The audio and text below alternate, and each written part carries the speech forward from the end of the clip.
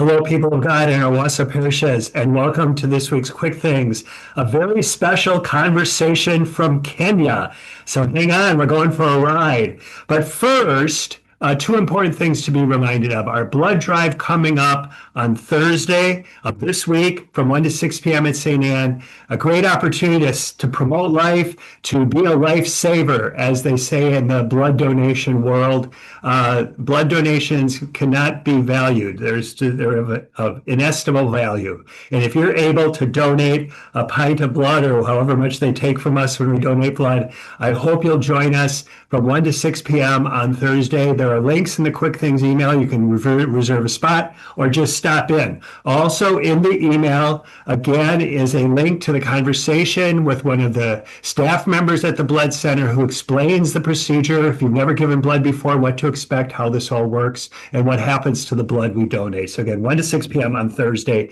at St. Anne. I'd love to have a blood drive at St. Michael. It'd be a great location. If someone is willing to help coordinate that, please be in touch. That'd be a great thing to get on track as well. Second big announcement is a community prayer vigil coming up on Saturday at 6:30 at St. Andrew Lutheran Church up in Rib Mountain. An opportunity for people from of all denominations to gather to pray for peace, for understanding, compassion, harmony. As we, during these tumultuous times for our nation and world, we also want to pray for all of that in our community as well. So there'll be a number of other pastors from Christian denominations and I have come together to coordinate this event and to invite our people to gather. So all denominations, all Christian denominations, but if you want to bring people who aren't Christian, that would be great as well. In addition to having a need to gather, I think, for prayer, this comes at the end of the week of prayer for Christian unity. So good that we from different Christian denominations will gather at 6:30 on Saturday at St. Andrew Lutheran Church. The prayer will be somewhat similar to for those who've gathered for our holy hours over the past couple of years, especially during this last Jubilee year. Some silence, some scripture, some other reflective content, maybe some. I'm hoping to share a bit of Pope Leo's recent statement on war. And then also some music, but just to come together as a Christian community to pray. 6:30 Saturday at St. Andrew Lutheran Church. And now this week's special conversation. I'm happy to welcome to Quick Things this week, Tom Ruvers, who many of you probably know. He's kind of well known in the Wausau community, especially the Catholic community of Wausau. I knew of Tom and his wife, Mary Pat, even before I came to Wausau. I think Tom did a presentation to our students at Newman Parish in Stevens Point. I mean, I was there for 22 years, so I can't keep track of every presentation we had, but I'm pretty sure that on the encouragement of Father John Parr, that Tom was one of our student supper presenters, that a program that we had back in the day. So Tom, welcome to Quick Things. Thank you very much. Tell us where you are. You're not just hanging around at your house in Wausau. No, I am in a little place called Thika Town, which is in Kenya. It's about an hour outside of Nairobi. And how long have you been there? When did you I arrived a week ago, and I usually come ahead of when the groups come. So we have volunteers coming tomorrow night. So I'm here about a week in advance just to prepare for their arrival so that the next morning after they arrive, we're ready to go to work.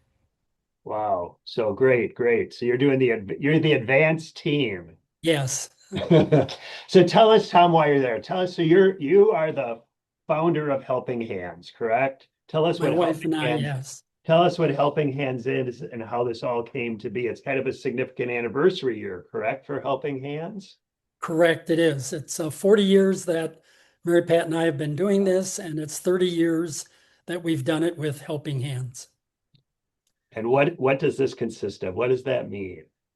Well, Helping Hands focus is primarily to search out and assist individuals that are marginalized, are in need of spiritual as well as social in some instances, but even more so, I think, just material, but not materialistic in terms of how we might typically think of it.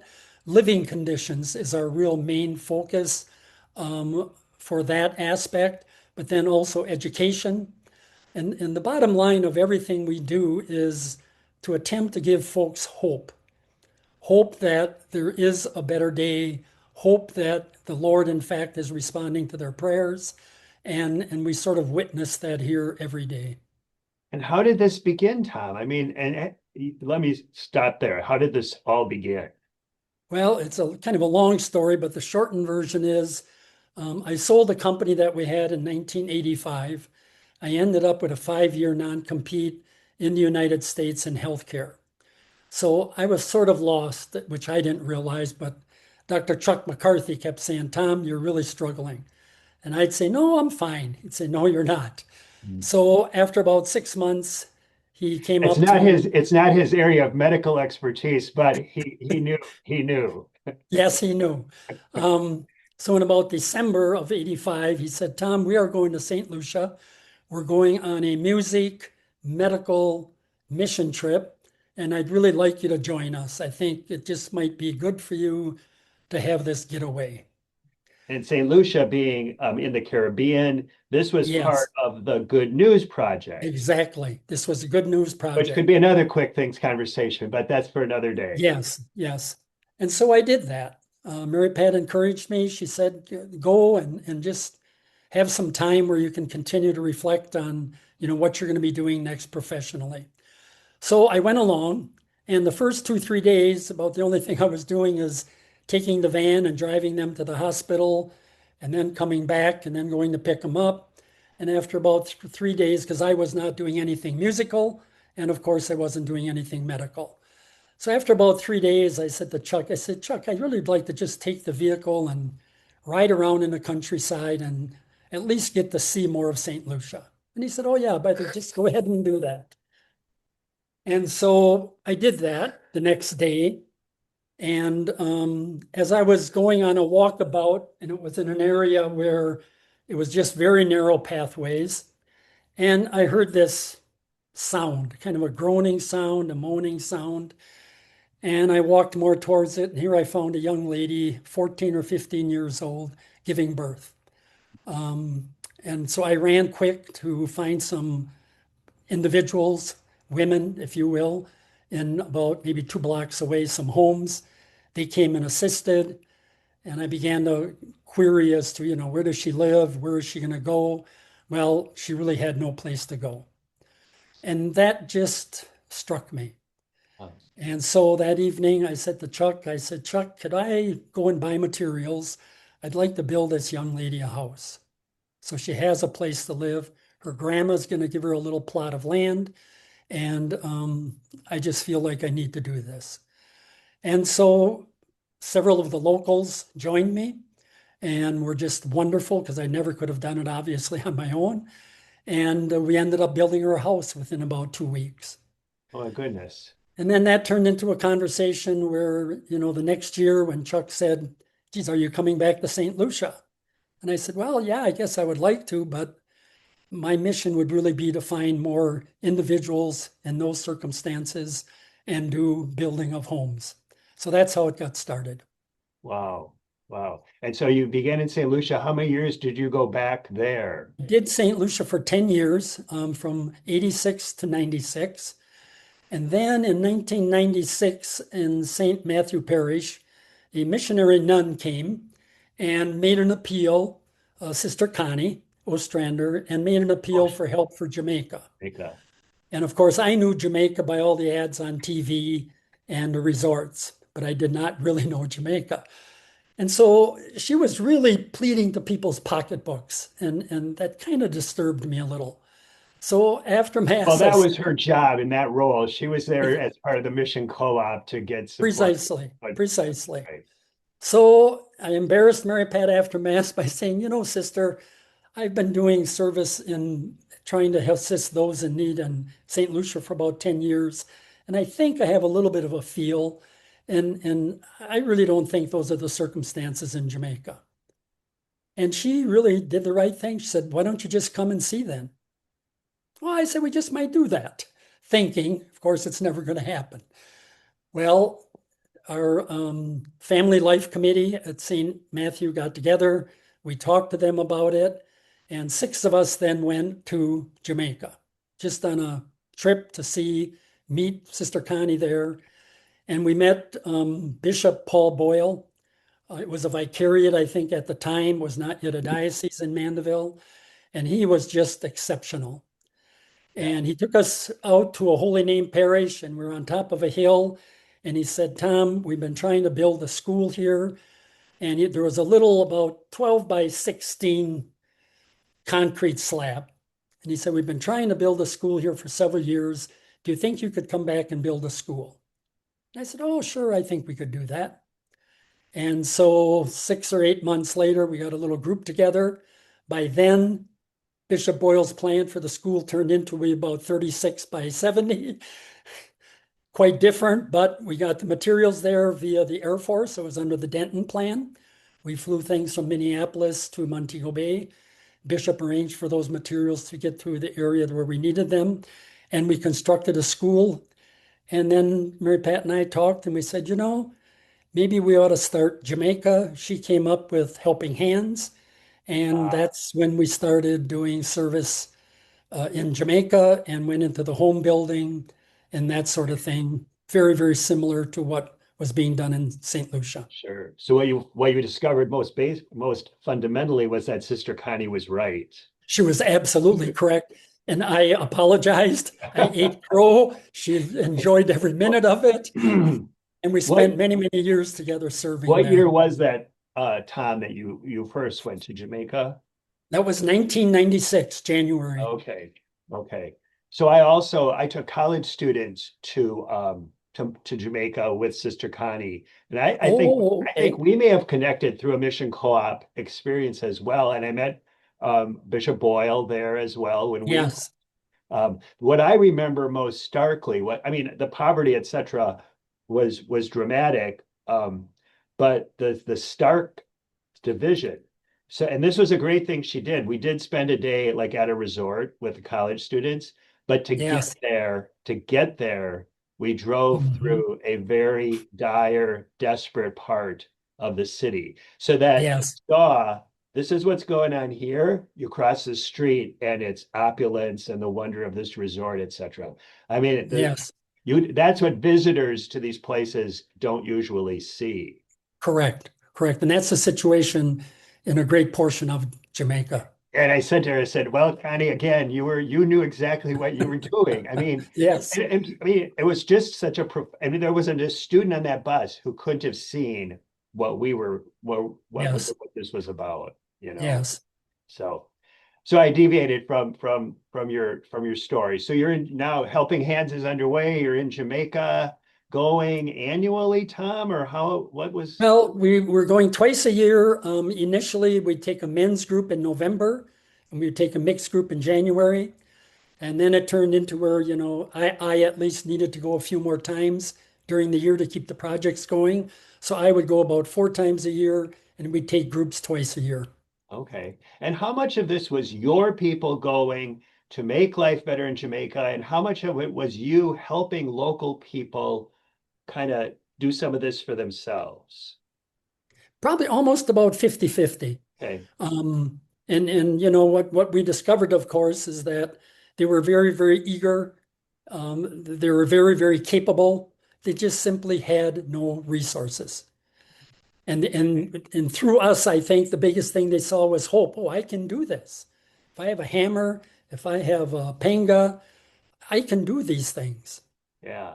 And the sense of accomplishment and being able to create a better world for themselves in a way, right? Exactly. Yes. Yeah. Yes.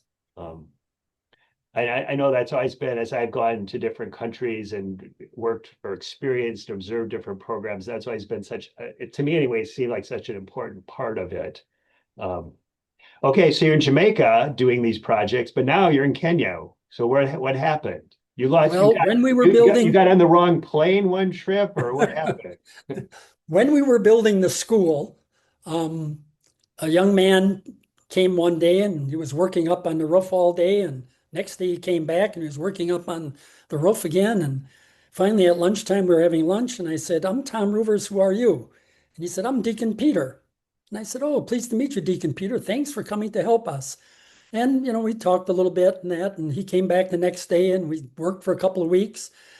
And then one day he came and he said, "I'm from Kenya, and in 5 years, I will be able to go home. Would you come home with me?"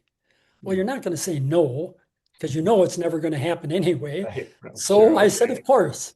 Why, yeah, of course. Well, 5 years to the day, he gave a call and he said, "Tom, I'm going to be getting my ticket to go back to Kenya. When I talked to you, you said you'd come with us. And are you coming?" And I said, "Well, of course." So I talked to Mary Pat, and we also talked to two parishioners from St. Matt's, Leo and Ellen Martin, and they went with us. And that was in 2002, and we were just going to go to visit. And so the welcoming, the village, the culture, the warmth, the mass on Sunday was awe-inspiring, and I'm sure you can relate to that. And so after church, we came out, and I noticed that we were in a Quonset hut church, a metal, very, very hot Oh, Quonset hut church, totally crowded. But I noticed when we were going in that there was about a 3 foot high stone wall, rather large structure in rectangle around this Quonset hut. mhm. So I said, "Oh, you're building a new church." And of course, we have our Western mind on. And I'm thinking, "Oh, they started this about 8 months ago and they're building a new church." So I said, "Oh, you're building a new church. How long have you been doing this?" And the elders kind of Years. talked back and forth a little bit. "Oh, 15 to 17 years." And I thought, "Oh my goodness." And then they explained they would collect money, have enough to go to the quarry with their chisels and hammers, get 8 to 10 to 15 stones, lay them, wait 6 months, do that again. Yeah. So that was that. We're on the plane flying home, and I'm sitting in my seat, and it's just kind of in my head. And finally, I looked at Mary Pat and I said, "Hon, if we went back there, we could build that church." She kind of looked at me like, "No, I said, "No, hon, we could do that. We could go back there and we could build that church." Well, that turned into 2004. We took 24 volunteers. We went for about 3 weeks. We built St. Gabriel Church. Mm. The locals refer to it as to the Miracle Church because it was constructed so quickly. But again, an excellent example. It was completely done by the locals, really. But just our presence, our encouragement, it gave them Sure. such hope. And they ended up doing the vast majority of it. Our people were doing the same kind of work every day. And so one night I said to Mary Pat, we're going to wear them out. We can't have someone breaking stone with a sledgehammer for 3 weeks. So I'm going to talk to one of the locals and see if there's something else we can do. So I went to a young man by the name of Peter Mine and I said, "Peter, take me for a walk in the village once. And I just want to scout out and get some ideas." Well, he took us for a walk, and there were mud houses. Some of them were only two-sided, three-sided, falling down. And I said, "Gosh, could we maybe build some mud houses in between time?" And he said, "Oh, that'd be wonderful." And of course, it doesn't take much resources because it's basically tree limbs and the mud, which they have right there. So we kind of began to rotate people. Three, four, five of them every day would go in the village and they'd work on mud houses. And by the end of the trip, there was a good contingency that said, "Could we ever come back here and just build mud houses?" And that sounded like a great idea. So that's how Kenya got started. Okay. Are you still do you kind of always go to the same area, Tom? We cover, I would say, probably about a 30-kilometer diameter Okay. area right now, maybe 20 different villages. Where do your volunteers stay? They stay at where I am now, a lodge sort of called the Blue Post. It's Okay. comfortable. It now has telephone service. It even has TVs now, I noticed now on the wall here. Oh, But it's comfortable, and we can get to almost any of our sites within about a 20 to 25-minute okay. ride in a van. And Yeah. that was one of the criteria. Otherwise, it's too much driving Right. to and fro every day for the volunteers. Right. Right. But Yeah. you do need a comfortable place, a safe, comfortable Yes, place to stay as well. yes. Um, And how far are you from Nairobi? About 45 minutes. Oh, okay. So an easy drive to the airport and stuff. Oh, man, Yes, I don't know how easy it is, but it's not that far. yes. Yeah. You mentioned, I want to talk about who the volunteers are, but you mentioned the church and the worship. So I imagine the new church is just, probably open air as opposed to the Quonset hut or not open air. Yeah, a lot of windows, all the windows open, of course. Yeah. And, Tell it, can you, as best you can, tell us what Sunday Mass is like? you To those of us who come to really Mass with all of can't describe it. Our European inhibitions. It is so inspiring because these people have so much faith. And if they didn't, they just couldn't keep going from day to day. When you're in the village, whatever they're talking about, whatever they're singing about, when they're cooking and making lunch, when they're beating the beans to get the beans off the stalks, it's always about praising the Lord. They are the most faith-filled people you can be around. And now you take that with about 500 individuals, put them in a church, and words really can't describe it. I would say almost every volunteer of the hundreds upon hundreds that have come here will tell you their most inspiring moment was Mass. Yeah. Regardless what quote unquote religion they are affiliated with, it is just all inspiring. Mhm, mhm. And we And it's try to not capture just, it in videos, but it's hard to do that. and they're not just singing like with their mouths. They're No, moving, right? entire body, Yeah. entire body is in motion, and it's the way I think the Lord would probably have wanted to be praised. We have a new neighbor family, refugees from the People Republic of Congo, who come to Mass at St. Michael's at 10:30. And the father in the family, now, because he also realizes no one around him is doing anything. But when we sing the Gloria, His his hands will arms are go moving. up and then Yeah, down and then up and down. Yes. yeah, Yeah, yeah, very, very engaged, very involved, and it's the most inspiring part of being here. yeah. So who does all this, Tom? You talk about volunteers. Who have they been? Where do you find folks to do this? Well, we don't really solicit, we don't really publish.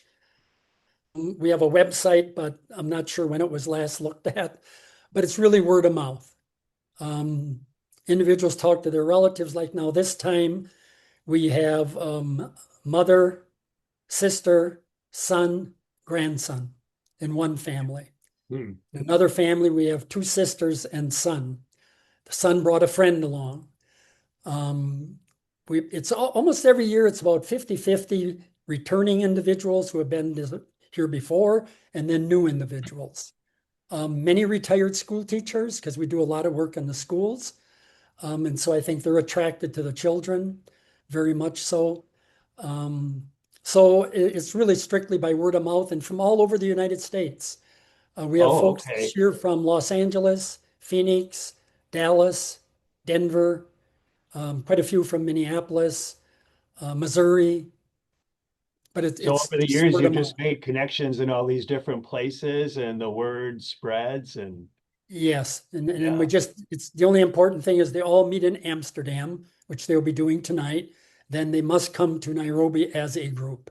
yeah, for Yes, transportation and other things, right? correct. Yeah, Yes, yeah. yeah, In many ways, what you're talking about or what you're describing is what the mission at San Lucas Toliman in Guatemala, where we have parishioners going at the end of the month. yes, Very similar to what's been developed there over the years by the Diocese of New Ulm, Minnesota, and continued by a lot of it is continued by the people of the village, but encouraged by volunteers who go to more.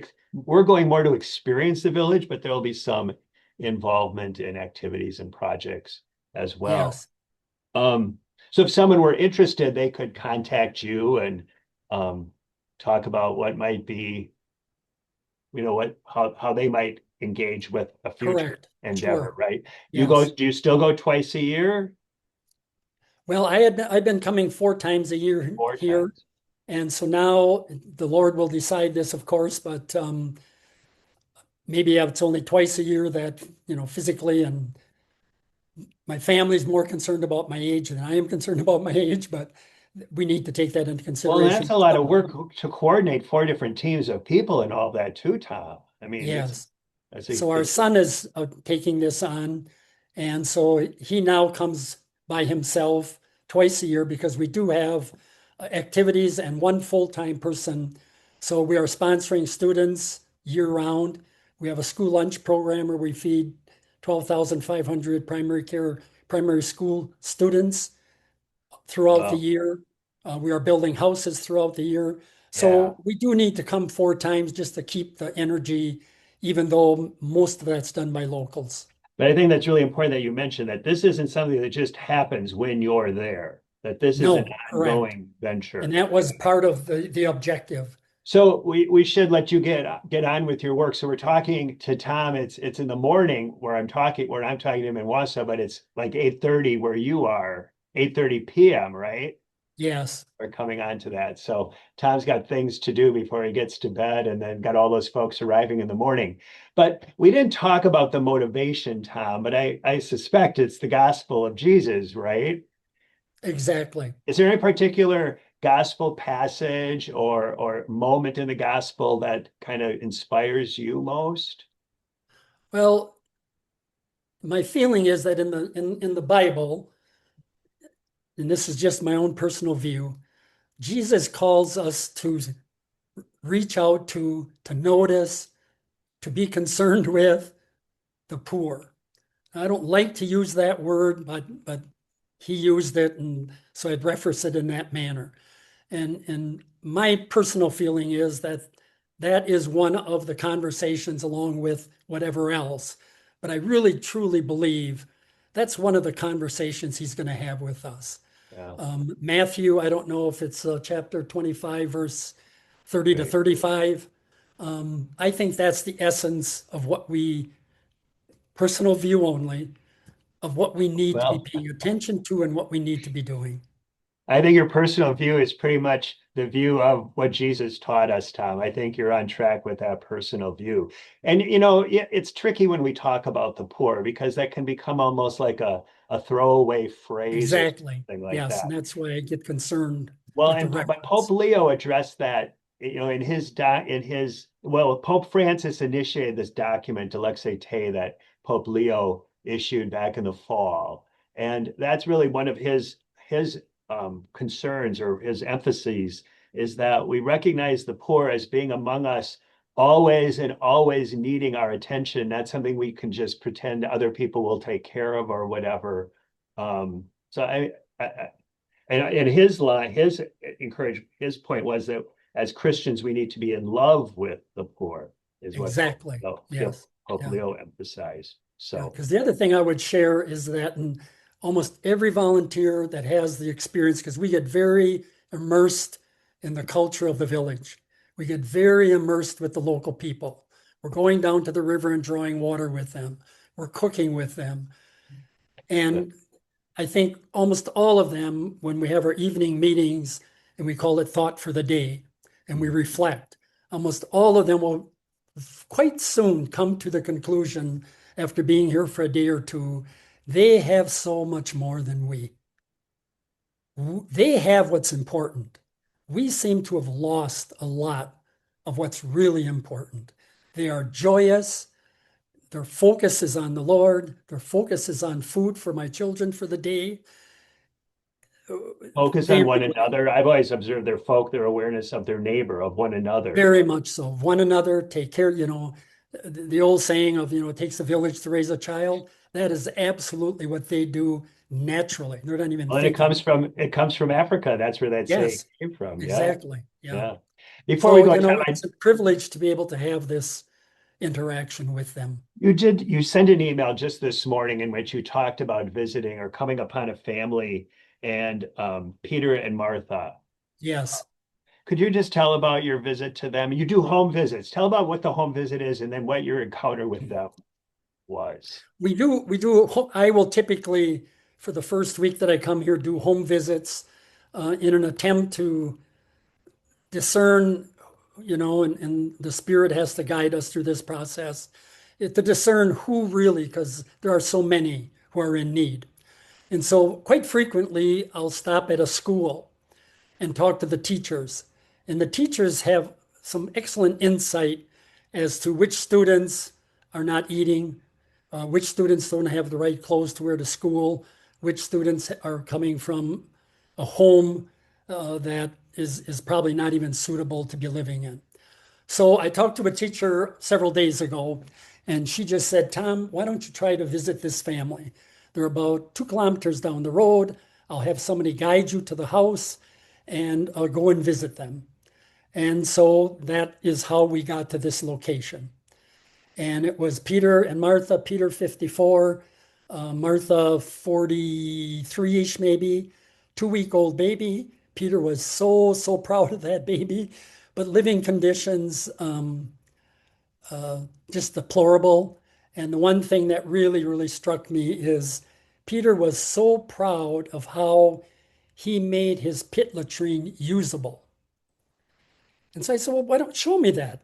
So he took me a little ways away and showed me the pit latrine. And I'm sure you saw the picture. And I said, Peter, no one can use that pit latrine. And he said, our 5-year-old son uses that pit latrine. You just have to train them. And I said, what do you mean? And so he got in and he showed me. And you saw how just the sticks were there and you had to position your feet just right and you could use the pit latrine. So we have them down that in 3 weeks or so, they will get a new house, a new pit latrine, a new outdoor kitchen. The interesting thing with them was that I always, at the end, we always, before we leave a family that we think we're going to give a new house, we say, first of all, we light a candle and we have Go Light Your World song played. And then after that, we'll say, why do you think you're getting a new house? And they'll look at each other and they'll be a little bit perplexed. But in this instance, the neighbor right away said, they aren't going to know because they don't go to church. And I said, well, wait a minute once. That's not necessarily the beginning and the end of everything. So I said, Peter, why do you think you're getting a new house? And he said, I don't go to church, but I pray. And I have been praying and praying for years that I could someday have something better for my family. There you go. And that's the essence of it. And then I just end up saying, that is why you're getting a new house. Someone's answering your prayers.